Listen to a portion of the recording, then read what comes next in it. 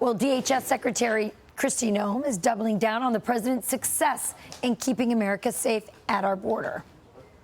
We have arrested 600 known or suspected terrorists off of our streets, and we've arrested over 2,700 known members of the Tren de Aragua gang and gotten them out of the United States of America. We have focused overwhelmingly day after day after day on bringing in the worst of the worst and getting them off of our streets. Those are the murderers, the rapists, the pedophiles, those who would perpetuate child pornography.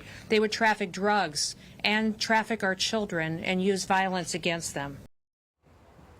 Well, it comes after 319 illegal migrants were arrested in a pot farm raid on Thursday in California.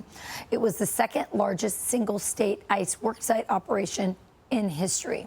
Gregory Bovino is the Border Patrol chief in the El Centro, California sector, and he joins us now.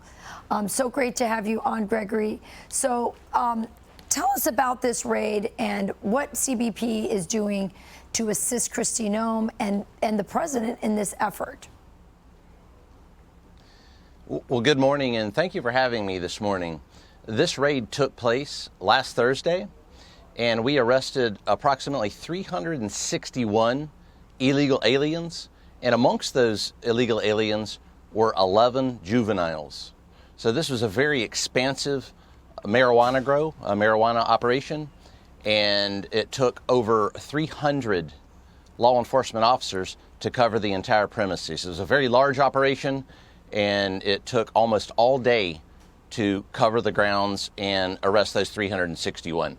Yeah, and of course, among those, as you mentioned, were juveniles. These are child laborers. We heard about the 14-year-old boy, but we were reminded by Tara Rhodes, who is an HHS whistleblower that we had on this morning, that it included girls as well. And we have no idea how long they've been working on these farms. You guys picked them up, or ICE picked them up, but they could have been there for years. Listen. They were well aware what was happening to the children in the beginning of 2021. They knew at that point children were being handed over to MS-13, to 18th Street Gang, and other bad actors. So yes, I think it is absolutely appropriate that there be accountability for this kind of horrible treatment of children. Thinking about this one child who, as young as 14, well, they could have crossed the border. I was working with the children in 2021. That meant maybe since they've been 10 years old, they've been working in various types of slave labor. People need to wake up. This is evil, and we need to call it out as so. Gregory, you saw in that operation as the trucks were leaving, the ICE trucks were leaving, rocks being thrown at them. You've seen the attacks by, the mayor of LA, the governor of California, AOC, and the whole band of activists in the Democrat Party. And yet it's very obvious that this was a rescue operation in large part for these children. So why aren't Donald Trump, Kristi Noem, Tom Homan, CBP, and ICE being heralded as heroes? Exactly. I hate to say it, but we knew this was going to happen. Over the past 4 years, we watched hundreds of thousands of children being trafficked across that border, hundreds of thousands. And this is what you get. Children working on a marijuana grow. We didn't know where they were at. These 11 children were some of those lost children. I know President Trump talks about the 300,000 lost children. Well, guess what?